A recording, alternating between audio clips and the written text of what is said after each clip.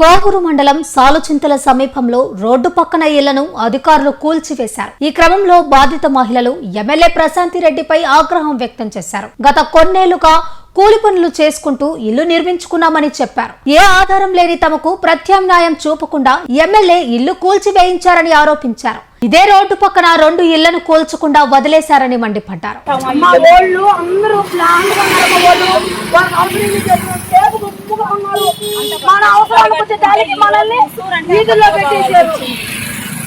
నాకంటే 10 రూపాయలు అంటే లోడు దించుకొని రోడ్ల మీద పడి అల్లే రోడ్డు ఎందుకు నిలబడి మాట్లాడతాను.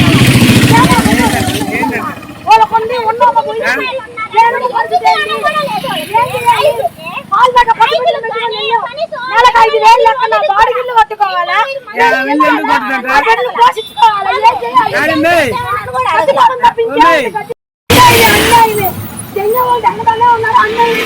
వెళ్ళిపోతానే ఉన్నారు. అక్కడ ఒక ఇల్లు ఇల్లు కూల్చారు.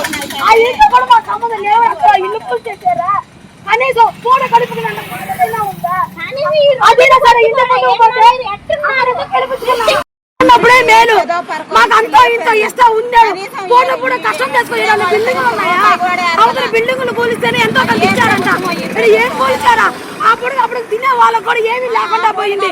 శాసన అయ్యింది, అదన్నారు ఇదన్నారు. శాసన అయినప్పుడు కోలకుండా ఆ రోజు ఏమైంది? ఏంటమ్మా ఆ రోజు రోడ్లు వేసే వాళ్ళు ఎట్టిపోయారా? ఆ రోజు చేయకూడదా? ఆ రోజు కోలకూడదా? ఈ రోజు గెలిచి ఆడ పోయి కూర్చొని అడిగే వాళ్ళు ఆడేవాళ్ళు పోతే పోయింది అని ఇంత అన్యాయంగా పాల్పడ్డారు. అవి ఇప్పుడు ఎవరు దానికి బాధ్యుల? పసిపిల్లలు పెట్టుకొని చేతిలో పెట్టుకొని రోడ్ల మీద అలవాటిస్తున్నాం మేము. ఎవరు దీనికి ఎవరు కారణమా? ఎంత పెట్టి కట్టుకున్నాము ఒక్కొక్కరు. న్యాయం ఒక్కదానికే తెలిసి న్యాయమా? చిన్న అన్యాయం కాదు ఇది.